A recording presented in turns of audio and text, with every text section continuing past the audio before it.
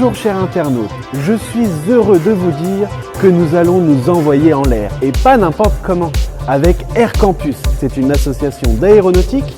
On va aller voir leurs portes ouvertes. Nous sommes dans le hangar, ici avec plusieurs avions. Allez, on va voir ça tout de suite.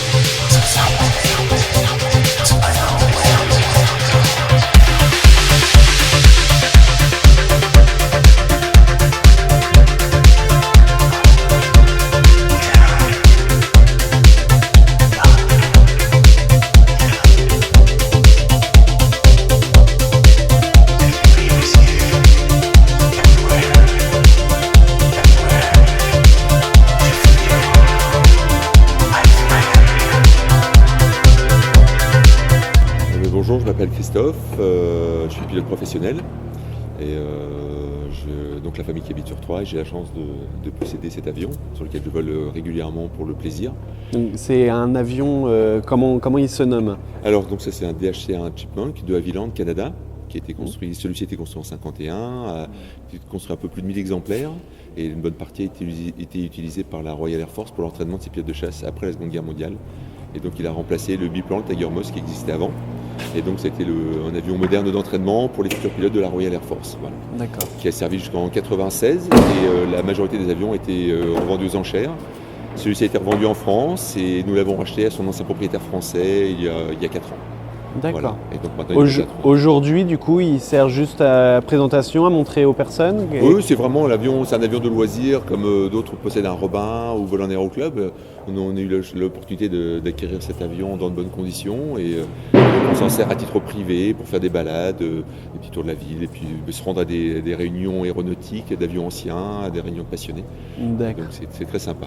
Et justement, la passion pour l'avion, ça vient d'où justement? Eh bien, mon père est pilote, donc moi je connais ça depuis tout petit et j'ai eu la chance d'en faire mon métier.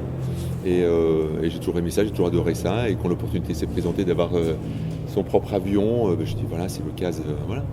Comment on devient pilote? Là, c'est une bonne question. Ça, c'est la passion. La passion? Ouais. Il y a des études précises pour être pilote? Je suis ancien militaire. D'accord, ça vient de. Donc voilà, donc moi j'ai passé mon bac à Troyes, j'ai fait des études supérieures et je suis rentré dans l'armée de l'air en tant que pilote en fait.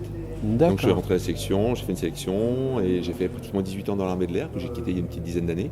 Et puis maintenant je fais la même chose mais en tant que pilote civil dans l'aviation d'affaires. Et quand j'ai le temps, quand le temps me le permet et mon planning me le permet, je viens voir la famille à Troyes et je viens faire un petit tour de mon avion. Merci en tout cas pour l'interview. Voilà, bonne journée à vous. Merci à vous aussi. Au revoir.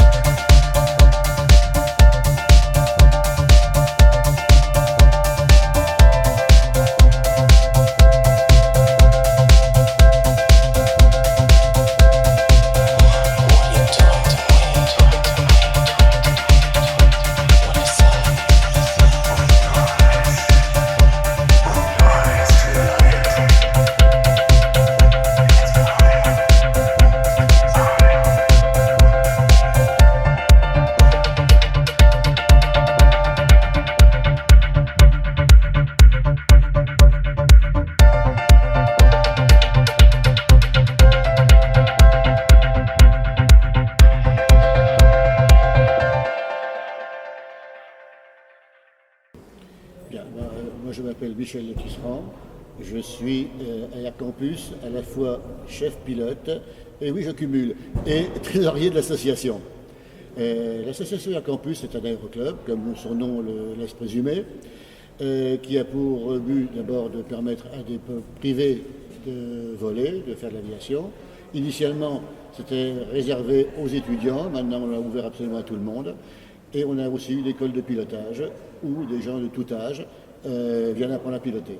Je dis de tout âge parce qu'on a beaucoup de jeunes qui, à partir de 15 ans, commencent à apprendre à piloter. C'est eux qui ont d'abord le plus de facilité. Souvent, c'est parce qu'ils veulent continuer après à faire leur métier. Et puis, on a des personnes jusqu'à une soixantaine d'années qui se mettent à l'aviation. Ils arrivent à la retraite, ils disent pourquoi pas. Voilà. C'est les 15 ans d'Air Campus cette année, il me semble. C'est 2001 que ça a été... Oui, c'est ça, ça fait 15 ans que cette association existe. Donc, est-ce que vous pouvez nous donner un petit peu l'évolution de... Eh bien, l'évolution, en deux mots, je vous l'avais dit juste avant, bien. c'est-à-dire, c'était, comme son nom l'indique, une émanation de l'UTT, donc pour les étudiants. Ça a été aussi ouvert très rapidement, parce que les étudiants, bien sûr, n'ont pas beaucoup d'argent, au grand public. Et maintenant, c'est ouvert absolument à tout le monde. D'accord. Au point de vue évolution, eh bien, l'association se porte bien financièrement, pas très riche, mais pas de dette, ça c'est quand même vachement important pour une association.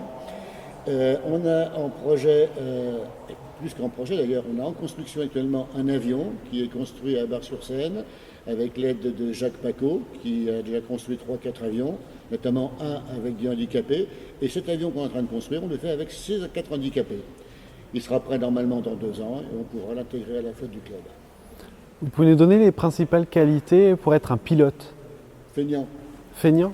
Non, mais en fait, bon, je le dis en boutade, mais ce n'est pas qu'une boutade. C'est-à-dire qu'il ne faut pas être un besogneux. Il faut savoir faire la priorité des choses, pour avoir une telle bien faite, être un manuel également. Dans ce pays où on dévalorise le travail manuel, c'est très important. Un chirurgien est un manuel, par exemple. Un pilote est un manuel. On peut réfléchir aussi, bien sûr. Donc ça, c'est important. Avoir le sens des priorités. Et alors, comme je disais, être un feignant, c'est-à-dire le travail inutile, par définition, il ne faut pas le faire. Donc on le fait faire par la machine. Et pour avoir un esprit disponible. Voilà. Bien, Air Campus donc, forme des pilotes privés, qui est le premier stade pour un futur pilote de ligne, et puis c'est le dernier stade, ou l'avant-dernier, on va dire, pour un pilote privé. Donc on commence par la formation, le lâcher, le pilote vole tout seul sous la responsabilité de l'instructeur, puis il peut passer le brevet de base, qui va changer d'appellation d'ici quelques temps, compte tenu des normes européennes, et ensuite il passe le pilote privé, le PPL donc, qui lui permet de voler à titre gracieux, c'est-à-dire sans être payé, en transportant des passagers et dans le monde entier, à condition d'avoir la compétence linguistique d'anglais pour l'étranger. On ne forme pas, nous, en anglais. On sous-traite la formation théorique à un institut qui s'appelle l'Institut Mermoz, qui fait ça depuis des années, qui forme des pilotes de ligne, entre autres, qui sait très bien faire. Et ensuite, après le pilote privé, il y a la possibilité de faire du vol de nuit. Une dernière chose, la question qui fâche, combien ça coûte? Trop cher, disent certains. Tout le monde croit que c'est un sport ou un loisir de milliardaires. C'est complètement faux. Alors bien sûr, c'est un certain prix, ça n'est pas donné. Mais si une personne fume un paquet et demi de cigarettes par jour, il dépense plus d'argent par jour que pour apprendre à piloter. En effet, pour apprendre à piloter, il faut en gros 50 heures. À 145 € de l'heure, vous faites le calcul, on en est à 7500 € sur 2 ans. Vous ramenez ça, ça fait donc 10 € de l'heure.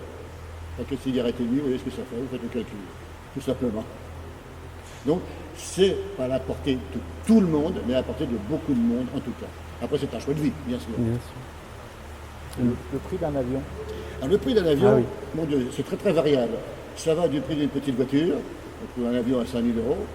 Et ça va, après ça n'a plus de limite, puisque un pilote privé, théoriquement, peut être pilote à 747. Alors voilà. S'il vole à titre gratuit, pour son plaisir. Il faut bien sûr passer la qualif. Ça, c'est la théorie. En pratique, les avions de tourisme vont jusqu'à 200 000 € environ. D'accord. Ce qui coûte cher sur un avion, c'est l'investissement, mais le fonctionnement, l'entretien régulier et le carburant actuellement.